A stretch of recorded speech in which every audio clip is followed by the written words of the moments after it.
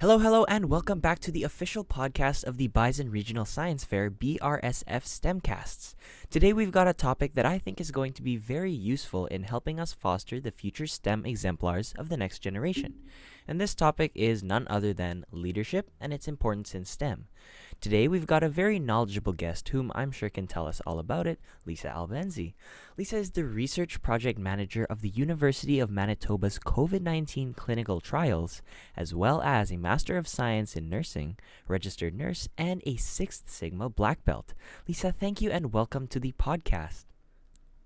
Thank you. Thank you so much for your kind introduction. I'm excited to be here and share my love of STEM with all of you. I'm very excited to have you.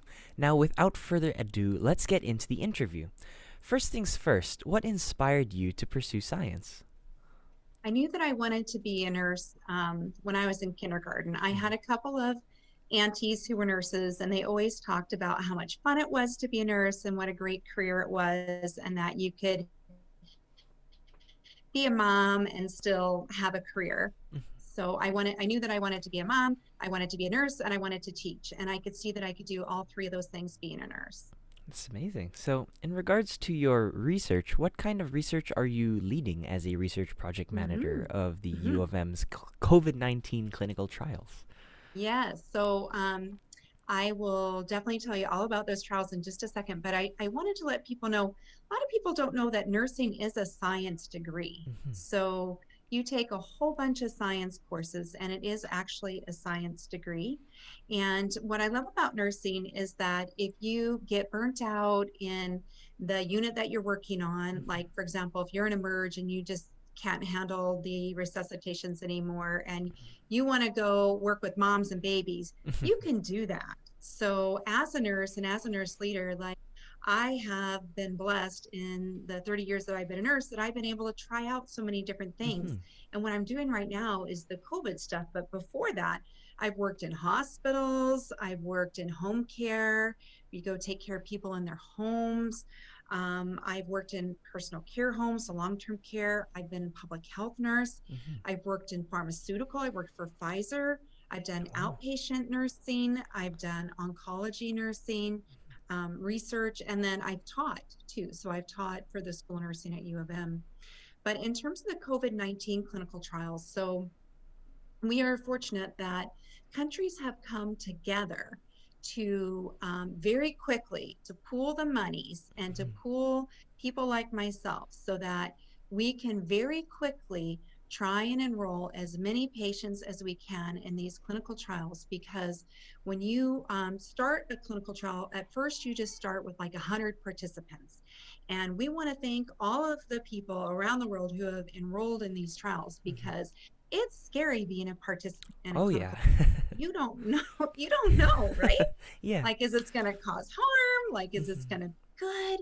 But these people who have been brave enough to enroll in these COVID clinical trials, like, they can potentially save hundreds, thousands, if not millions of people. Mm-hmm. So, with these clinical trials, there's four that we've been doing here in Winnipeg. And what I mean by we is I'm one of the research project managers Mm-hmm. doing these COVID trials. We have about three or four of us running around. Mm-hmm. And so some of my colleagues, they do the trials that are only taking place in the intensive care units. So they are taking place at Health Sciences Center, St. Mm-hmm. Boniface, and at Grace Hospital. For me, my clinical trials are taking place on the units, so on the wards. So Mm-hmm. people who either aren't sick enough to go to ICU, or they've graduated from ICU and now they're on a ward or on a unit. I So see. my trials are at Health Sciences Center, St. B, and the Grace. So the four trials that we've been involved in so far, like one is attack. You may have seen that in the paper recently. They ran an article in the Free Press about Winnipeg's involvement in that. Mm-hmm. That trial is wrapping up because it's been so successful. So I can't say much, but publications are going to be out soon. And Right. then hopefully some of that's going to be standard of care for people who are hospitalized with COVID. So it's super exciting that Winnipeg played a huge role in that, because we were able to get Mm-hmm. 100 people to participate just here in Winnipeg. That's So that's amazing. huge. Yeah. That's great. Wow. Another trial is called CATCO. And Mm-hmm. so that one is through the World Health Organization. So this Oh. is where there's like 60 countries around the world where we're all coming together and trying, what can we try to help these people with COVID? Um, but one of the trials that I'm involved in, that recruitment is paused right now because they're analyzing the data and things are looking really good, is Concur, and that is a convalescent plasma study. So that's where if you've had COVID and you've recovered for at least 2 weeks, you can go and donate your plasma. And then these brave study participants who are willing to be in these studies, and when they enroll, you have a 50% chance of getting in. You don't know when you're randomized if you're going to be standard of care or if you're going to get the special treatment. So for this, these participants have gotten the plasma of people who've donated, who've recovered from COVID, and they're hoping that they will get the antibodies, right, from the person who's recovered. Right. And that it will help them. So it's been amazing. And I've got a couple more clinical trials that are in the works right now. We're just working with legal and all that and with the sponsor to get things taken care of. Yeah. But in managing these projects, what I am responsible for is making sure that we're following what's called GCP, so good clinical practice. These are international standards for conducting studies where you are making sure that you're protecting humans that are involved in clinical trials. I see. There's also international standards called Declaration of Helsinki. So I got to make sure that we're following all those standards. And these are really ethical principles for medical research, and it's protecting human subjects. So if you're in a trial, like, no one can know your name, your address, your phone number. Like sometimes they can't even know your date of birth, you know? Oh. So it's just like very, very protected information so that it's like anonymized. They know your gender, they know how old you are, but they don't really know much beyond that to protect you. So what I'm doing is I'm making sure I'm that liaison between the sponsor who's sponsoring the trial and the units where the trials are taking place. Yes. And making sure that the study team, so meaning the physicians that are involved, the research nurses that are involved, and the research coordinators, that they all know what they need to know for the study protocol. We use special computer programs. We have what's called source documents. So your paper chart needs to match what you've typed into the computer program. And then I'm also working with like the unit managers, the unit educators, the unit nurses, the frontline staff, so that they're comfortable with us being on those units and trying to, through them, recruiting patients. So that's part of what it's like to be in research. I think it's absolutely amazing the kind of work you guys have done in such a short amount of time. And like you said, it's brought together people around the world just to fix this one solution. So I guess that's the silver lining to this whole COVID situation. But moving on, as a Six Sigma black belt, what can you tell our viewers about the DMAIC method or other Six Sigma themes? So I want to talk about two different themes. So one is the DMAIC method and one is 5S. So these are terms that you would often hear in engineering, especially in manufacturing. Like it's a very defined way that you are analyzing a problem to get to a solution, and then as well a way to standardize processes. So we use this in healthcare a lot too. So D stands for define, where you're defining the problem. M is measure, where you're quantifying the problem. A is analyze, where you're identifying the cause of the problem. I is improve, where you're implementing and verifying the solutions.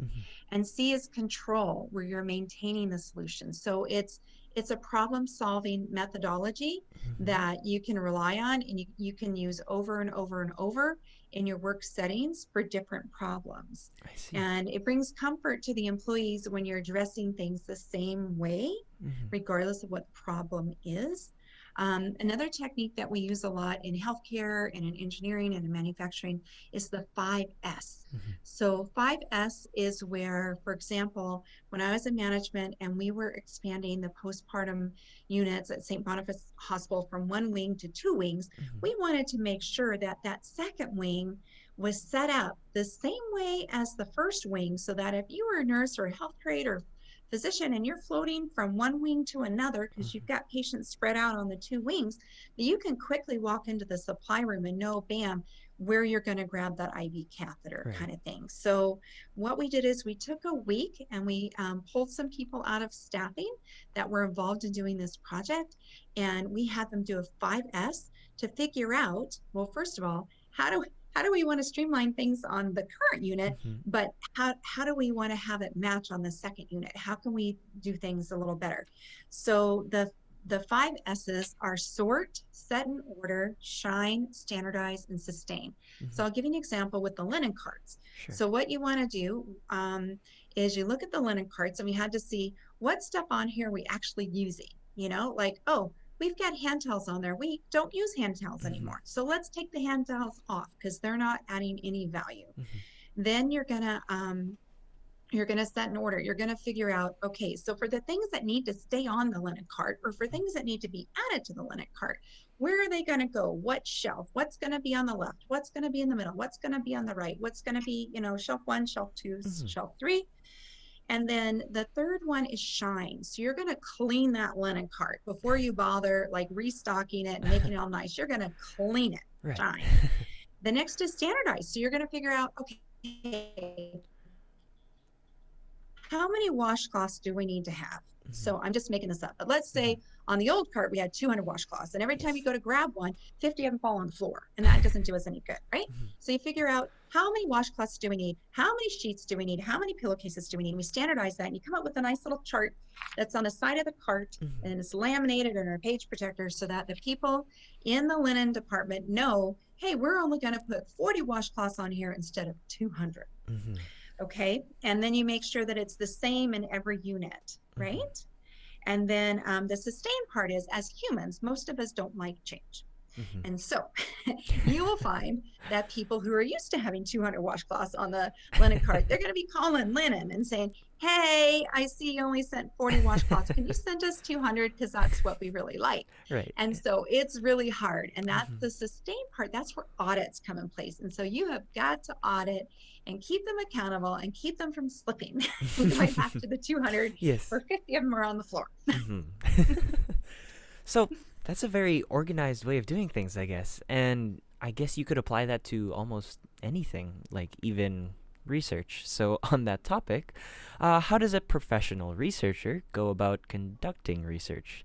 What do you think are the most important things to consider when conducting research? Mm-hmm, mm-hmm. So, it's back to like the basics. You've got to have the good clinical practice Mm-hmm. and the Declaration of Helsinki if you're doing clinical trials with humans. Mm-hmm. But with research, you always start with a problem that you're trying to solve, Right. right?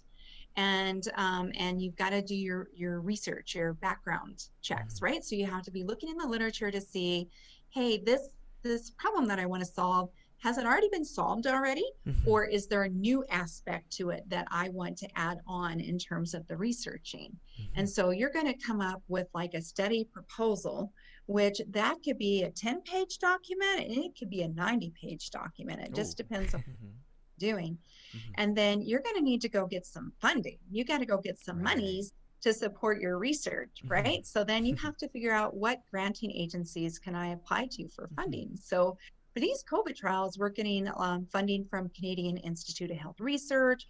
We've gotten funding from, University of Manitoba, from some of the Mm-hmm. hospital foundations. We've Right. also gotten money from the National Institute of Health. Mm-hmm. So there's all kinds of places that you can go to Mm-hmm. for funding. Um, and you have to figure out like what's Mm-hmm. the sample size that I'm going to need to Mm-hmm. have. Yeah. What are the statistical principles that I'm going to need to follow? And you can't really do a research project by yourself, right? Right. So you have to have others on your team, like Mm-hmm. biostatisticians, and it's just going to depend on what the research is that you're doing. But you have to start with your hypothesis, right? Mm-hmm. With your objectives, all that stuff Right. back to your I science see. projects, right? So Yes. it's everything from your science fair Mm-hmm. that you're going to Mm-hmm. learn how to expand on that when you go to university. Mm-hmm. And then you're going to go from there. You also want to find a good mentor, a good role model Mm-hmm. who's done Mm-hmm. research before that's going to help guide you Right. and figuring out what are all the steps that you need to take. And so those are all sort of the starting Oh. points, but definitely get your degree in science to start in Right. some sort of a career. So, on that note, what steps could aspiring scientists take to become great leaders like you? Okay, so yes, you have to start with that STEM career. Mm-hmm. So here in Manitoba, like if you choose to stay in Manitoba and go to school, at Mm-hmm. least for your undergrad, we've got lots of options here at University of I see. Winnipeg and University of Yes. Manitoba. So like for example, at University of Manitoba in the Rady Faculty of Health Sciences, there's like 9 different choices. So you can Ooh. be a dentist or you Mm-hmm. can become a dental hygienist. You can become a physiotherapist or occupational therapist. Mm-hmm. You can become a respiratory therapist. You can get your master's in rehabilitation scientist. Mm-hmm. You can become a physician, Mm-hmm. a nurse, a pharmacist. And then in non-rady faculties, there's all these science degrees that you can pick from. So you can get your degree in biology, Mm-hmm. chemistry, microbiology, physics, statistics, astronomy, I see. engineering, math, and IT computer I think science. it's Or you can get a absolutely combined amazing degree, the like kind my of work you brother guys have done in such a does short amount of computer time. programming for And Fuji like you said, Medical. it's brought So together he people has a around the dual world just to degree. fix He's this got one degrees solution. So in I math guess and he's got that's the degrees silver in lining computer to this science. whole COVID And his situation. job But is to moving on, make as a sure Six Sigma that the black belt, computer what programs can you that the tell our viewers radiologists about the use and looking at the DMAIC MRI method machines or that they other use and the Six CAT Sigma scans that they themes? use, that it's clear enough that they can be able to Mm-hmm. diagnose people. Right. So, you may not think that having a computer sciences degree or a math degree can somehow be Mm-hmm. affiliated with healthcare, Mm-hmm. but it definitely can. So, but in terms of taking yourself beyond that degree, and even with just a bachelor's degree, you need to step it up. Like it's not okay to just go get your degree and go, yep, I got my degree. I'm good for the next 30, 40 years. No, like if you want to become a leader or even to stay fresh in your field and be Mm-hmm. respected, you need to join committees. You need to attend conferences in Mm-hmm. your field, which a lot of times your employer will provide some of the funding for Mm-hmm. that. Um, you need to read journal articles, belong to journal clubs. Mm-hmm. You need to get some certifications. So, like you were saying earlier, like I have these extra certifications that I I have see. chosen to get as a leader so that I Mm-hmm. can make myself a better leader. So, Mm-hmm. yes, I'm a Six Sigma black belt, but I Mm-hmm. also have my Pro Site Change Management certification. Mm-hmm. I have a coaching certification. I'm always looking to see Mm-hmm. like how can I better myself and what other certificates are out there that I need to go get so that I can Mm-hmm. bring more meaning to the work that I do. I see. So, what do you think are important qualities that scientific leaders must possess? Mm. Well, definitely you need to be inquisitive, right? Mm-hmm. Like you need to always be asking the question of what's next and what's out there. What are they doing in other places that we need to Right. try out Mm-hmm. here, right? And then, or what isn't being done anywhere else that we should try here, Mm. right? Yes. So you really need to be inquisitive and be an innovator. You don't necessarily have to be an extrovert like me, like I'm an Mm-hmm. extreme extrovert. Like being a leader in science, you can be an introvert, you can be an extrovert. So Mm-hmm. just embrace whatever your personality you're in. And you don't necessarily Mm-hmm. have to go get your master's and PhDs, Sure. Mm-hmm. but if that's something that you want to do, then go for it. And especially once you get to your master's and PhD level, there's a lot of funding there to help to pay for your tuition and Mm-hmm. all that. And you can work as a research Mm-hmm. assistant, and there's lots of opportunities for you. So don't ever let funding get in your way of your dreams. There's lots of monies out there to be Mm-hmm. found. You just have to figure out how to get it and to find people like in admissions and so on to help you find those monies to I apply see. for. That's absolutely wonderful. Now, as it seems that we're running out of time, is there any other parting advice you'd like to give to our viewers and listeners?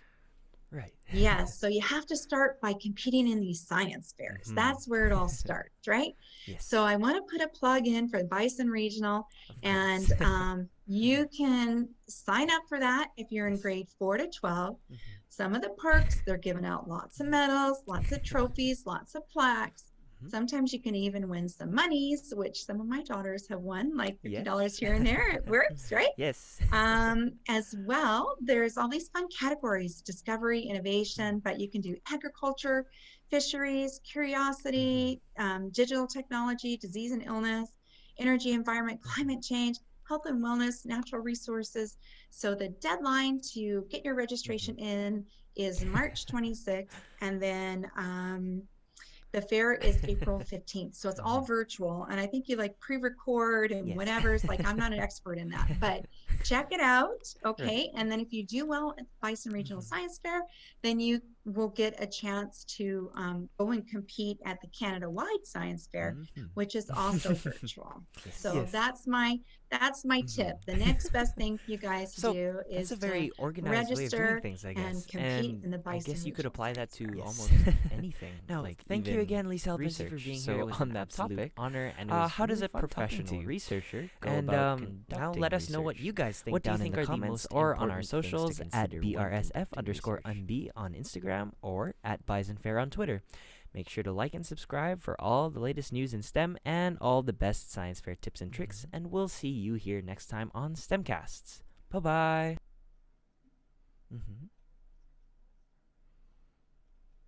Right.